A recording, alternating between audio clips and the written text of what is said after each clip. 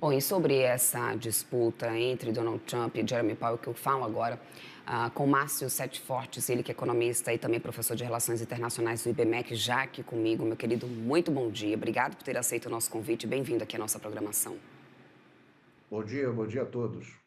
Professor, vamos lá. Essa visita de Trump, né, ao Fed pode ser interpretada, obviamente, como um gesto, digamos assim, performático, né? Donald Trump gosta, né, realmente de chamar bastante atenção. Isso é um perfil, diante de muitos comportamentos de Trump que já deu para poder a gente perceber. Mas quais precedentes históricos, né, a gente pode puxar nesse momento para poder a gente entender nos Estados Unidos ou, né, em outras democracias que mostrem realmente o impacto de tentativas de uma mudança na independência dos bancos centrais? Qual que é o risco disso para uma governança da economia global? Há um problema inicial nesse movimento do presidente Trump, porque ele vem trabalhando em prol de uma redução de 2 a 3 pontos percentuais da taxa de juros, que jogaria os juros para algo em torno de 1%. Isso seria para uma economia praticamente paralisada, uma economia muito fraca. Isso não reflete a realidade nesse momento. E é uma tentativa de reduzir os juros não o que vai acontecer, o objetivo pretendido ele vai simplesmente não ser atingido, porque muito provavelmente uma pressão sobre um órgão independente, como o Federal Reserve, deve provavelmente trazer para prazos até mais longos um aumento da taxa de juros, e isso acontece justamente pela questão de se incorporar um certo colchão de amortecimento contra decisões discricionárias, né, de um novo presidente que esteja totalmente ligado, totalmente subordinado ao presidente Trump. Então, o tiro sairia pela culatra no que diz respeito aos juros norte-americanos.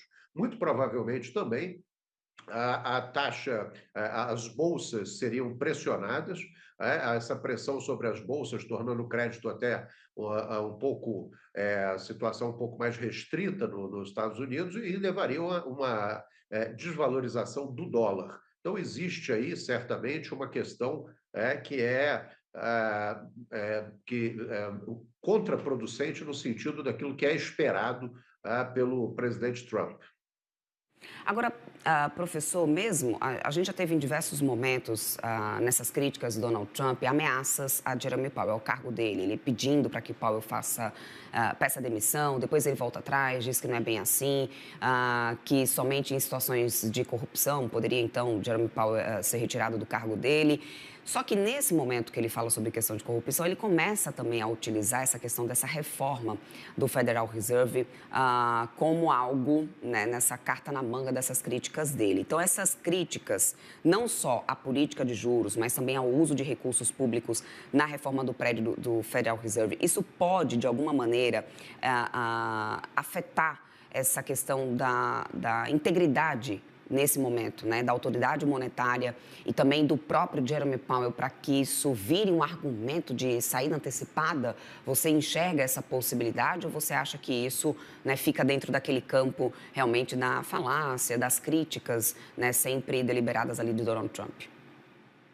O presidente Trump ele sabe bem o que ele está fazendo, né, porque para o atingimento desse objetivo, que seria a troca do Powell, há ali um elemento na lei de criação do Federal Reserve, né, o Federal Reserve Act de 1913, ele prevê uma possibilidade de demissão do Powell, simplesmente por uma questão de justa causa.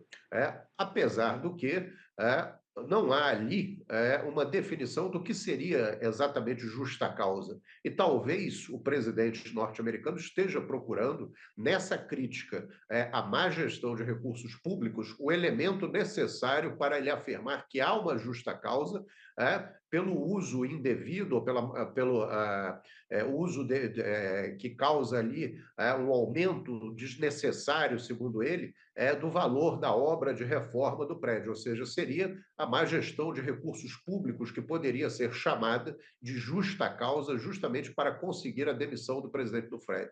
Uhum.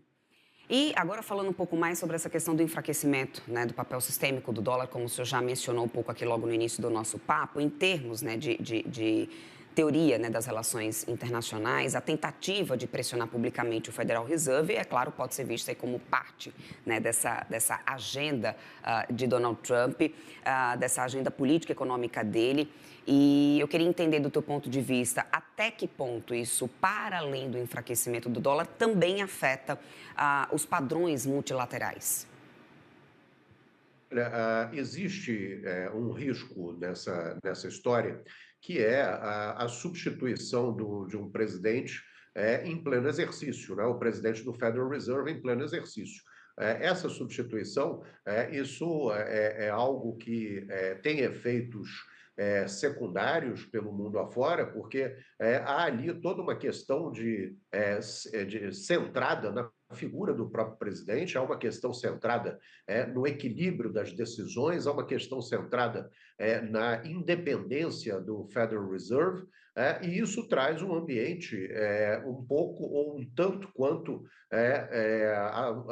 imprevisível para o mercado. Embora o mercado já esteja precificando essa saída, embora o mercado já esteja considerando que existe essa possibilidade, isso traz uma certa insegurança institucional para um país em que a questão da segurança está associada, diretamente associada à moeda que é a moeda de reserva internacional, é a moeda de referência para trocas internacionais. Então, existe ali um risco bastante estranho nessa história.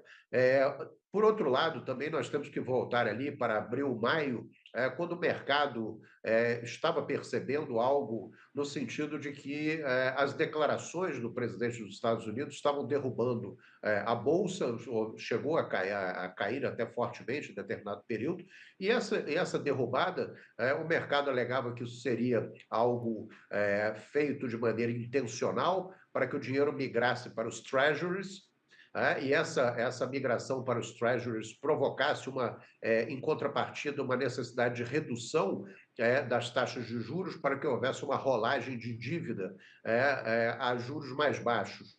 Então, há ali todo o encadeamento de decisório que afeta o mercado de uma maneira geral. Agora, esse movimento também, ele pode ser influenciado de fora para dentro. Uhum.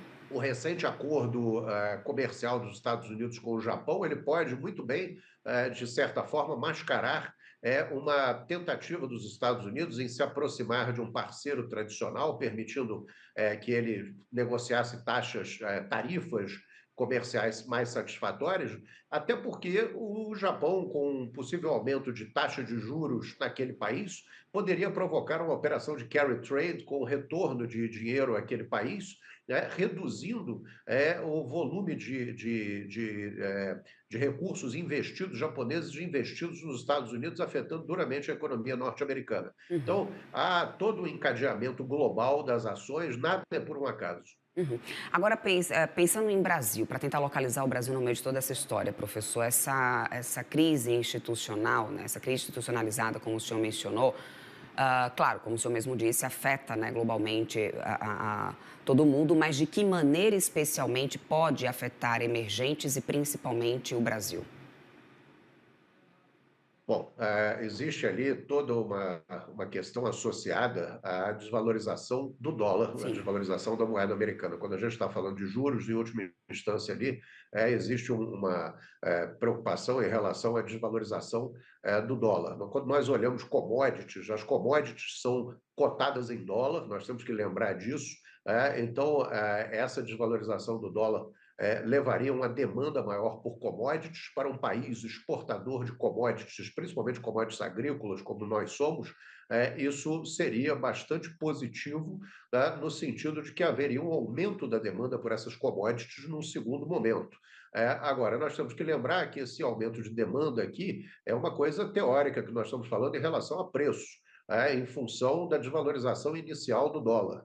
E o que nós temos que pensar é que, nesse momento, há ali uma preocupação muito grande para o Brasil, por exemplo, quanto à colocação de muitas dessas commodities no mercado norte-americano, face ao calendário exíguo que nós temos agora, de 1º de agosto, que se aproxima, em função da aplicação das tarifas de 50%, que deve dificultar ou praticamente impedir a colocação de muitos produtos, de muitas dessas commodities no mercado norte-americano. Uhum. Agora, professor, a gente tem essa visita de Trump e também essas críticas, apesar da gente ter tido a sinalização, né, de Trump de que não vai ter uma demissão nesse momento, a gente tem críticas inclusive ainda, né, de Trump em relação à taxa básica de juros. E bem, uma semana anterior, né, a essa reunião do FONC.